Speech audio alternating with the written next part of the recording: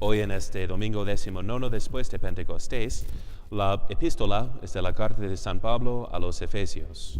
Hermanos, renovaos en el interior de vuestra alma y revestíos del hombre nuevo, que fue creado según Dios en justicia y en santidad de verdad. Por lo cual, dejando la mentira, hablar verdad cada cual con su prójimo, porque somos miembros unos de otros, siéndolo de un mismo cuerpo místico. Si os encolerizáis, no pequéis. El sol no se ponga antes de pasada vuestra ira. No deis cabida al diablo. Al que hurtaba ya no hurte, antes bien trabaje con sus manos en obras honestas, para que tenga de dónde dar al que padece necesidad. Nos ponemos de pie para el Santo Evangelio según San Mateo. En aquel tiempo hablaba Jesús a los príncipes de los sacerdotes y a los fariseos en parábolas, diciendo: en el reino de los cielos acontece lo que a cierto rey que celebró las bodas de su hijo, y envió sus siervos a llamar a los convidados a las bodas, mas no quisieran acudir. Envió de nuevo otros criados diciendo: decid a los convidados: mirad que ya he preparado mi banquete, mis toros y los animales cebados están ya muertos, todo está a punto, venid a las bodas. Mas ellos los despreciaron y se fueron el uno a su granja y el otro a sus negocios, y los demás se apoderaron de los siervos y después de haberles ultrajado, los mataron. Enterrado de ello el rey se irritó y enviando sus ejércitos acabó con aquellos homicidas y puso fuego a la ciudad. Entonces dijo a sus siervos: las bodas están preparadas, mas los antes convidados no han sido dignos. Id pues a las salidas de los caminos y a cuantos hallareis, convidarles a las bodas. Habiendo salido sus siervos a los caminos, reunieron cuantos hallaron, malos y buenos, y se llenaron las salas de convidados. Entró el rey para ver a los comensales y vio allí un hombre que no estaba con el traje nupcial. Y le dijo: amigo, ¿cómo has entrado aquí, no teniendo vestido de bodas? Mas él enmudeció. Entonces el rey dijo a sus ministros: atadlo de pies y de manos, arrojadlo fuera a las tinieblas, ahí será el llorar y el rechinar de dientes, porque muchos son los llamados y pocos los escogidos. En el nombre del Padre, y del Hijo, y del Espíritu Santo. Amén. Ave María Purísima. Pues hoy escuchamos que todos estamos invitados a las bodas con Dios, todos estamos llamados al cielo, pero que no todos llegan. Entonces escuchamos de un hombre que estaba dentro de la iglesia, del reino de Dios, como nos lo explica hoy en las lecturas de Maitines. La iglesia, San Gregorio, si no me equivoco, pero vemos que no tenía todavía su traje nupcial. ¿Cuántos de miembros de la Iglesia Católica que recibieron su vestido nupcial, digamos, en el indumento, en su bautismo, lo han ensuciado y perdido? De modo que no simplemente por ser miembro de la Iglesia católico de nombre que uno va a entrar en el cielo. Tiene que mantener su alma inocente y limpia. Y el Señor pone las condiciones, ¿no? Que diciéndonos: el que me ama guardará mis mandamientos, ¿no? Entonces, ¿y qué son? También para nuestro bien. Son instrucciones de nuestro Padre amantísimo de cómo ser feliz en esta vida y para toda la vida eterna. Entonces, si escuchamos de San Pablo hoy, de que el que hurtaba, que no hurte. Yo, revisando mis sermones de los últimos 8 años, creo que nunca les di un sermón exponiendo el séptimo mandamiento: no hurtarás, no robarás. Y leyendo en preparación me ocurrió que hay muchas maneras de pecar contra este mandamiento. Hay mucho de meditar, para que nadie diga: pues no he robado, pues a mí qué, ¿no? Entonces, y entendamos primeramente, y es tanto del Antiguo Testamento como del Nuevo. Dice San Pablo también a los Corintios: no os engañéis, ni los ladrones, ni los avaros, ni los rapaces heredarán el reino de Dios. Y tras cada precepto negativo debemos entender lo positivo que Dios está salvaguardando, ¿no? Leemos en el Génesis que Dios hizo al hombre según su imagen y semejanza, y que en el paraíso no estaba ocioso, sino su imagen y semejanza de Dios consistía en que el hombre continuara y elaborara la obra de Dios, de la creación, a través de su labor. Entonces, por trabajar, Dios así dejó la creación, digamos, sin estar terminada, para que el hombre sea su instrumento para ordenar así la tierra. Y siendo así, el hombre se desarrolla sus talentos, ¿no? La prudencia, la justicia, la fortaleza, cuando empieza a trabajar, empleando sus talentos para el bien común y descubriendo que es vivir para los demás lo que le hace feliz, en vez de vivir como egoísta. Y allí también la gravedad de la ociosidad, de no cumplir con su trabajo, de, como dice el apóstol, el que no trabaje, que no coma. La ociosidad siendo la madre de todos los demás vicios, el hombre dejando, digamos, al lado esta imagen y semejanza de Dios, ¿no? Y siguiéndolo la tendencia contraria.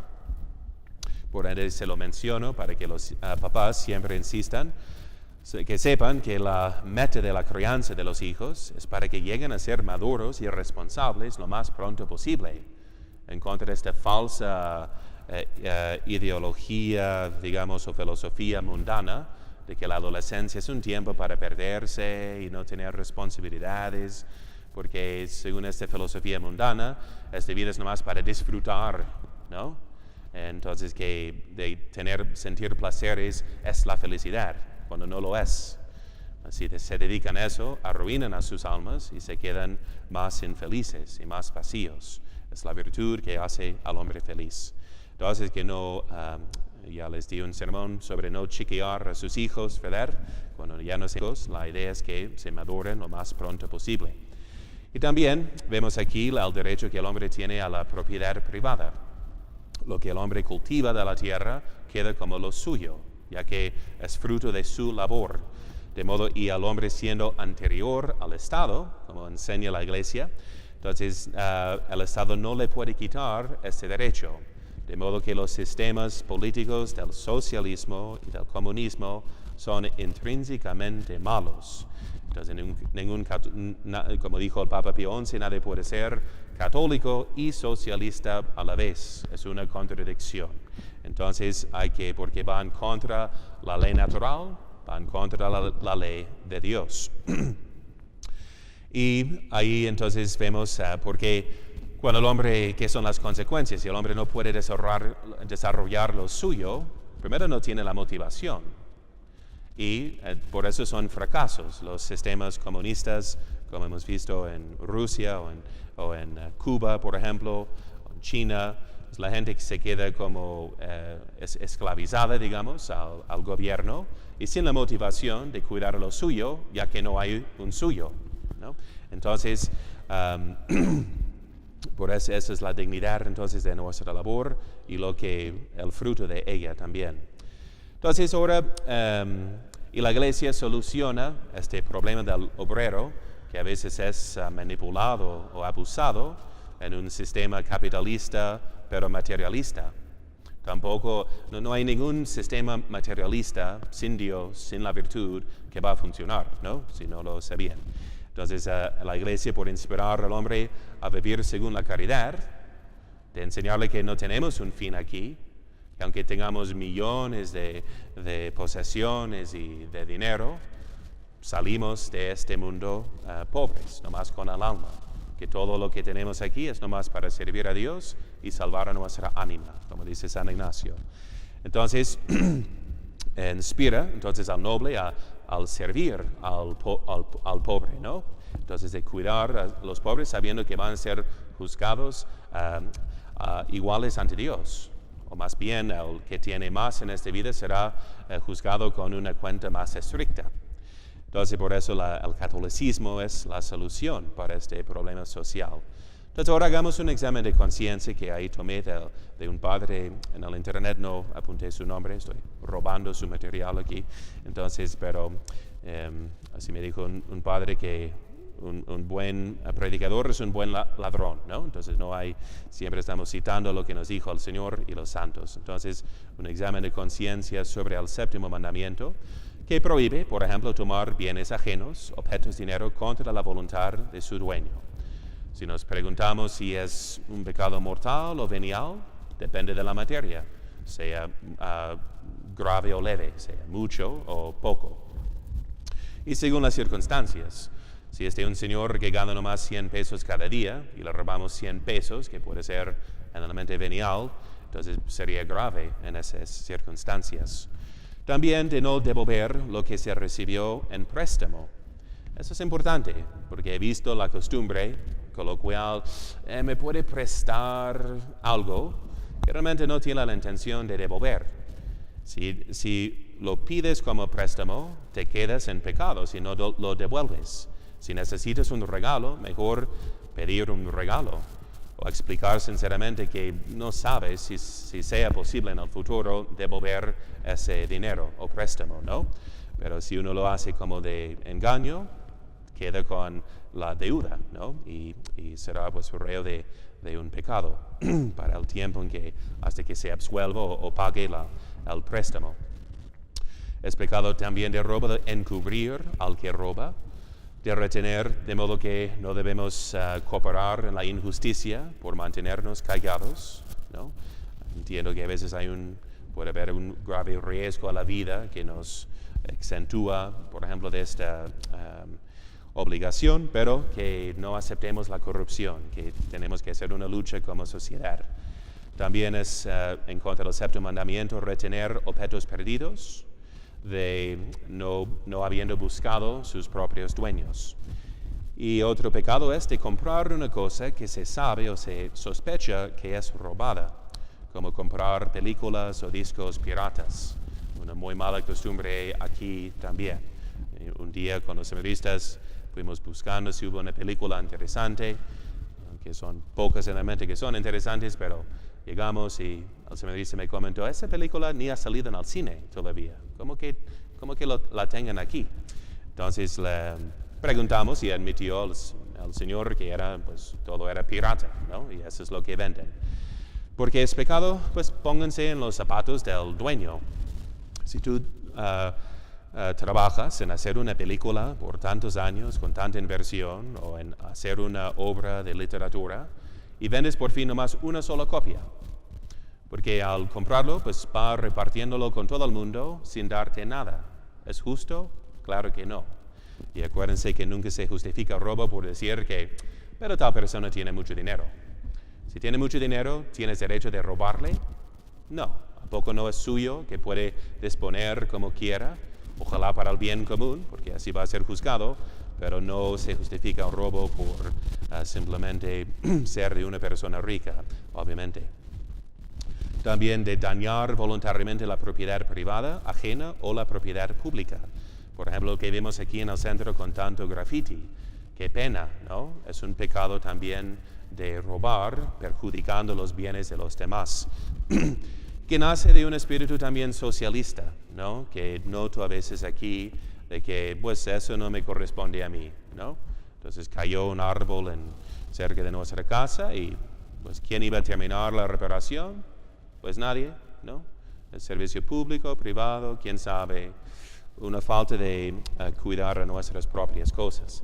La Iglesia defiende como postura política, digamos, la subsidiariedad, de que los que estén más cercanos, cada colonia, cada pueblo, maneje sus propias cosas, ¿no?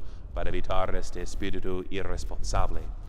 También es pecado de robo evadir el pago de impuestos. Aquí aclaramos impuestos injustos. Evitar el pago de impuestos justos, ¿no? Porque tenemos que pagar impuestos para el bien común. Todos nos aprovechamos, digamos, de servicios públicos que vienen de nuestros impuestos. Obviamente podemos imaginar sistemas en que exigen impuestos exagerados o injustos, ¿no? Y que uno no está obligado a declarar todo lo que está pidiendo saber, si no tiene derecho de saber o tener un impuesto injusto, ¿okay? Pero nadie es un buen juez de su propio caso. Si alguien piensa que hay un impuesto injusto en su caso, debe de aconsejarse con su confesor. Un buen confesor, yo también recomiendo a los padres del Opus Dei en estas cuestiones porque trabajan los que son de aquí, que conocen mejor las leyes aquí y que trabajan con gente así que más profesional a veces en estos asuntos. Bien, también de no cumplir, pudiendo hacerlo, los contratos de renta, de compra-venta o de trabajo, o de endeudarse con créditos, sabiendo de antemano que no se tendrán los recursos necesarios para pagar, ¿no? Entonces tenemos que hacer, no podemos entrar en un contrato si no lo podemos cumplir. ¿Bien? Eso es cierto robo también.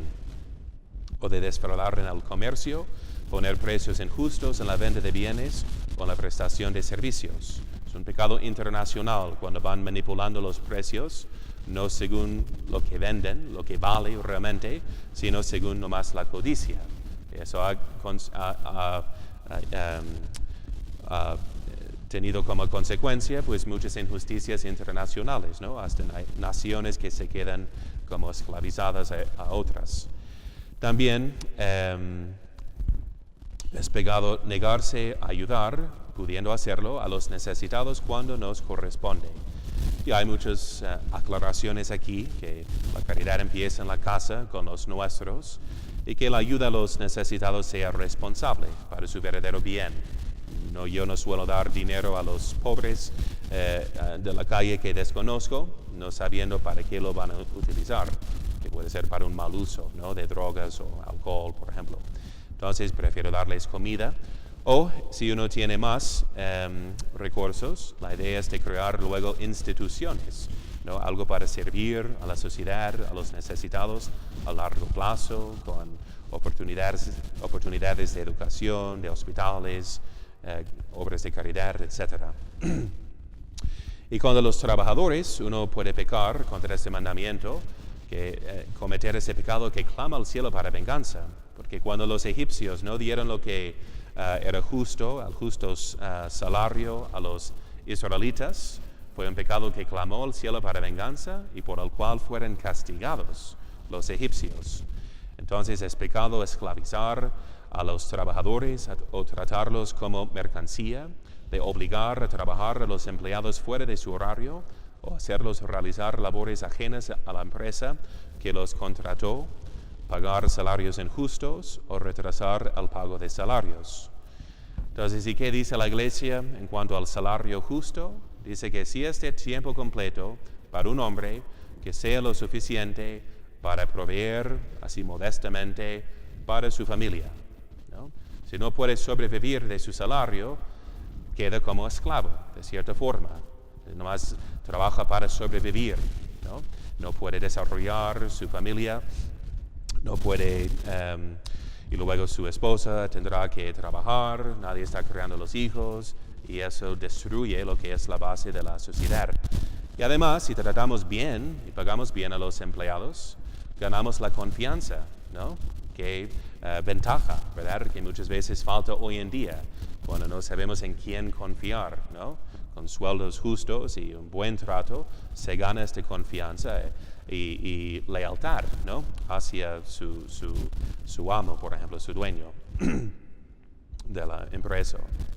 Bien, y también uno puede pecar por exceso en desperdiciar sus bienes personales, de comprando cosas innecesarias, sosteniendo vicios, ¿no?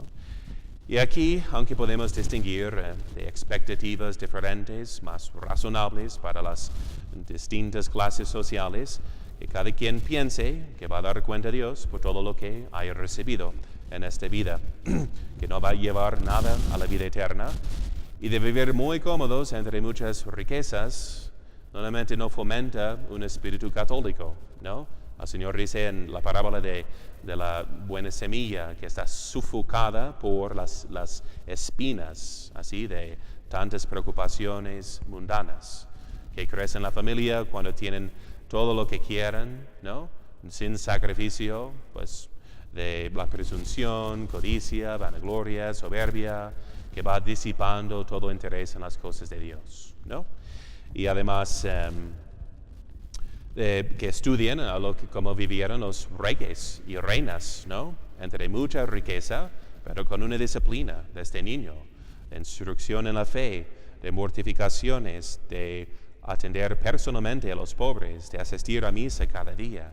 Así es posible ser santo, pero es más difícil para el rico. Entonces, que piense en cómo va a utilizar esos bienes para ganarse al cielo.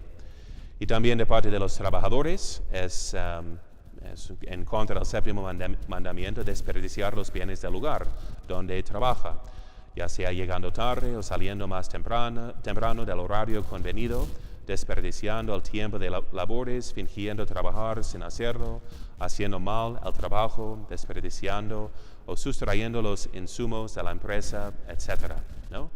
Que no entres en un contrato que no puedes cumplir, ¿verdad? Al comprometerte, entonces eso te obliga por la justicia. También hay un antiguo pecado condenado por la Biblia, pero muy actual también, de la usura, que es de prestar dinero exigiendo intereses a cambio. Entonces, como el dinero no produce un fruto tal cual, entonces siempre era prohibido cobrar intereses. Ya en tiempos de negocio de, digamos, mercancía internacional, a partir del siglo XVI, XVII, los buenos teólogos veían que se puede invertir el dinero, utilizar para otras cosas, y se puede cobrar tal vez un interés modesto y justo, pero si es exagerado es un pecado que esclaviza a los demás. Ha sido una trampa de los enemigos de la Iglesia a través de los siglos, ¿no? Para esclavizar a los católicos por vivir siempre en deudas. ¿Yeah? Y por las circunstancias, un robo puede ser más grave por violencia o también por sacrilegio, ¿no? De robar, por ejemplo, del templo, objetos sagrados, o incluso de las alcancías, que ha pasado aquí incluso, ¿no? Gente pescando para sacar billetes de las alcancías. Eso se aplica también a los sacerdotes, que recibimos un sueldo fijo, ¿no? De 6,500 pesos al mes aquí. Eso es nuestro sueldo fijo. Si uno se apropia injustamente bienes de la iglesia nomás para su provecho personal, entonces también comete un pecado un pecado sacrílego, ¿verdad? Entonces no es un negocio personal, pues el templo. Entonces es para el bien común de la comunidad. Y aquí hay unas excepciones, digamos, como los bienes son de este mundo son para todos, nadie puede quedarse con demasiado de modo que su vecino, por ejemplo, muere de hambre. Entonces no sería pecado si uno estuviera muriendo de hambre y no puede recibir, no le da, digamos, su vecino una manzana de su campo de manzanas, si me explico. Pero solo cuando se hayan acabado todas las posibilidades justas y ordinarias para recibir lo necesario y solo lo necesario. Y además, cuando ya no padezca de necesidad, tiene la obligación de devolver o pagar por lo que ha tomado. No es robo, dice el catecismo, si el consentimiento puede ser presumido, ¿verdad? Si es tu papá o tu hermano que siempre te presta tal cosa y no está, entonces no es robo pensar que prestárselo, pero habiendo pedido permiso siempre que sea posible. Y aquí, nótense, ¿no? Cuando sucede en la familia, me voy a prestar algo de mi hermano ocultamente, ¿qué sucede como consecuencia? Pues va sospechando a todos los demás. Puede deshacer la unidad de la familia. Ya está sospecha la muchacha de la casa, otros miembros de la familia o de la empresa. Puede deshacer una comunidad por eso prestarse ocultamente, que sería un pecado. Y cuando hay la cuestión de que uno no me pagó lo que me corresponde, lo puedo tomar de él, así, por mi cuenta. Solo cuando también ya no haya la posibilidad de conseguirlo, pues pidiéndole, reclamándole, demandándole, ¿verdad? Y en ese caso uno debe de también aconsejarse con su confesor, ya que nadie es un buen juez de su propio caso. Y nótense que tenemos la obligación de hacer la restitución. al que no restituye sigue en pecado. No es posible decir, voy a robar, confesarme y quedarme con el dinero. No funciona así. Entonces sigue uno en pecado por consentir a este robo. Entonces, y a veces es difícil y puede ser un devolver poco a poco, ¿verdad? Puede ser de forma anónima, si corre el riesgo de ir a la cárcel y perjudicar a su familia, pero tiene que regresar, según la justicia, lo que ha tomado injustamente. Y si la persona ya no existe, puede ser a familiares o a otras personas necesitadas o para un bien, un servicio para el bien común, ¿no? Que se aconseje también con su confesor en estos casos y que sepa que puede rezar siempre por tal persona, ¿no? Si no tiene contacto ni sabe quién sea, pues puede siempre ofrecer misas o rosarios o oraciones por él. Bien, dice la Biblia, al ladrón debe restituir. Si no tiene con qué, será vendido para restituir por su robo. Se habla fuertemente de la necesidad de hacer restitución. Y Zaqueo en el Nuevo Testamento dice al Señor que regresa al cuádruplo, ¿no? Si ha defraudado a alguien. Así entonces, la moraleja es que debemos utilizar todo este mundo para ganarnos al cielo, ¿verdad? Porque mañana morimos, no llevamos ningún centavo, y ¿qué le aprovecha al hombre ganarse todo el mundo si pierde su alma? Por eso dice el profeta Ezequiel, si el impío hiciera penitencia y restituye lo robado, tendrá la vida verdadera. Y así sea. María, Madre de Gracia, Madre de Misericordia,